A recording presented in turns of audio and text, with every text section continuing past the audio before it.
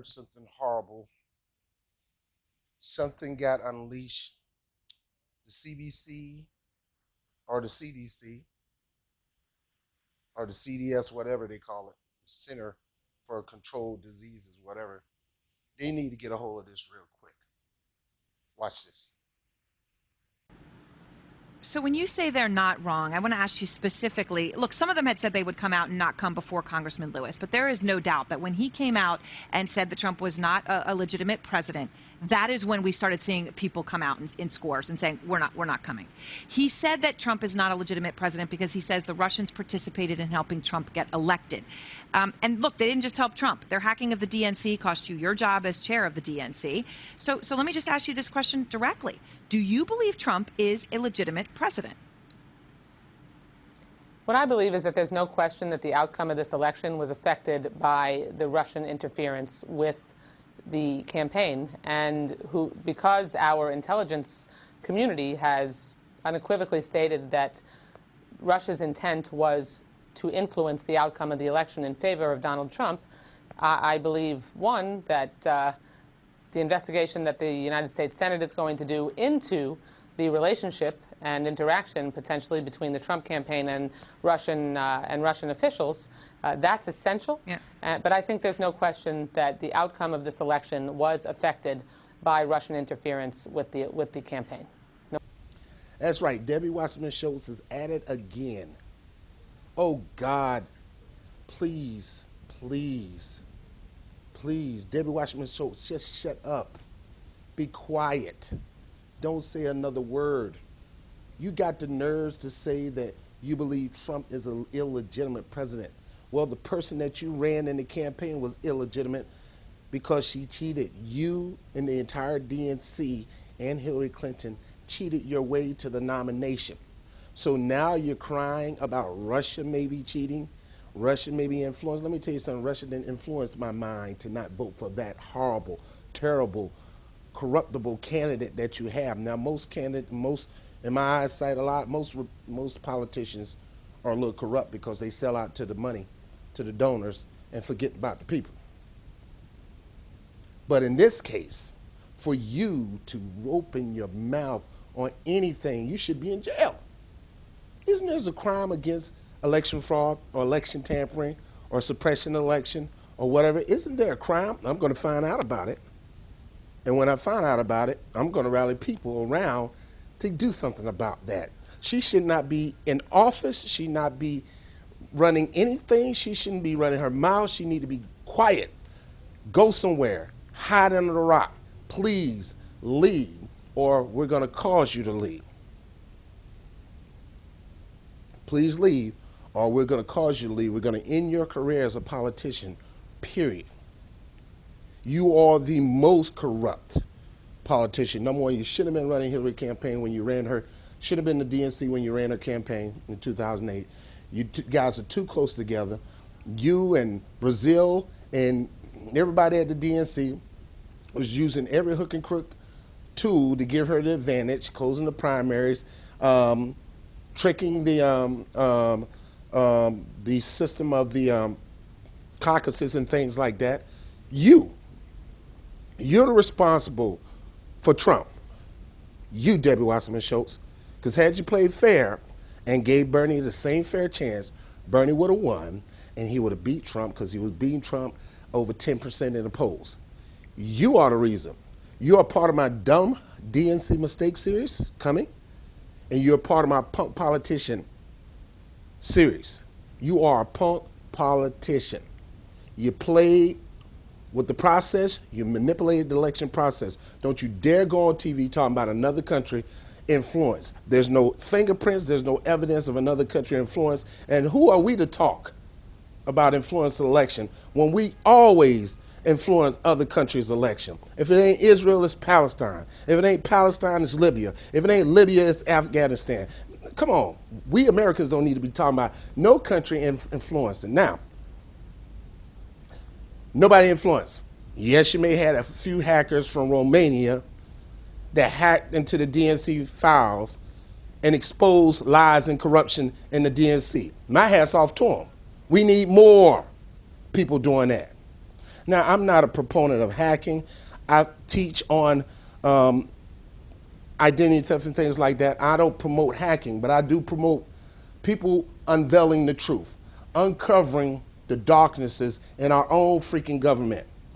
I am a proponent of that. I am a fan of that. I push that. But we got punk journalists that get paid by these corporate news companies that's owned by major different corporations. They zip it and flip it. They don't even report the news like they used to because they're punks. They're scared. They can't be who they really went to school to be. No, they're lapdogs. Rachel Maddow making $30,000 a day.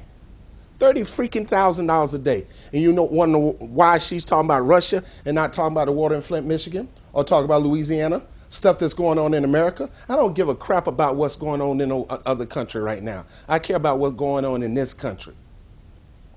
And she got the nerves to be talking about Russia when we got people in Flint, Michigan still drinking brown water in America. You shut your mouth on that Russia stuff. Stop talking about Russia. What it is you lost. You lost fair and square. Hillary Clinton was the wrong candidate to run Bernie Sanders. That's your fault. You perpetuated that situation, Debbie Wasserman Schultz. You cheated. You crooked right along with Donna Brazile. It's your fault that we got Trump. It's not. I'm not faulting the voters. I'm faulting you because you ran that horrible candidate. You gave her favor instead of the man who had the power to beat Donald Trump. Now, it's not about a man or woman, but it's about who had the traction with the grassroots. She didn't even go into the Rust Belt. She was too special, too elite to go to the farmers. She was too elite to go to the hood. She was too elite to go to the rural areas and talk to the people. The reason Obama won twice, 2 terms, as a black man with a funny Arab name, the reason he won, because he was a grassrooter. He went down there and spent quality time with the people. He sat in their dining room. He ate their food. That's what it takes. Bernie Sanders was doing it. Trump took the time out to go to those areas, and that's why he won. You didn't have to hack my mind. I checked the records. People are smart. They have the internet. They can check the records. So stop saying that he is an illegitimate president. That man did not do anything illegitimate. The problem is you illegitimized the process in the primaries, and now you're upset because he beat your shining golden candidate, Hillary Clinton. You guys are making, I'll never be sick another day in my life, but if I was, you the one will be making me sick. You are. Bunch of punk politicians. You should never, ever grace a camera on a news network ever again because you're a cheat, you're a fraud, you shouldn't even hold office. You should be in freaking jail. And if I can find some way to get some kind of petition to get written up to put your butt in jail, you're going. You should never be on a camera ever talking about some other country manipulating in our affairs when it comes to election when you started it first. You just need to be quiet. I just wish you'd go. I don't like to use the word kill yourself, and I'm trying to keep every ounce of my being from cussing because I'm not a cussing man, but every now and then I'll slip. I want to use the F word, and I just can't do it. But you make me want to do it. Debbie Wasserman Schultz, please, shut up. I don't like to use the word shut up, but shut up. Please. Now, I will go on John Lewis soon. I respect what John Lewis have done in the past as a civil rights leader, but John Lewis is a politician now. And I told you, I tell everybody, even on my broadcast, don't trust the politician, make them earn your trust. Don't ever trust them, ever. They have to earn it. Please. He perpetuated the situation. Donald Trump was right. How are you going to tell me who I can talk to when you messing up your own district? You haven't done nothing for American people. The whole CBC, what have you done for black people in the Congressional Black Caucus? You're the Congressional Black Caucus. No, you're the corporatist Black Caucus. All you care about is the corporations, the lobbyists, putting money into your campaign to give you financial strength. And you guys are set for life.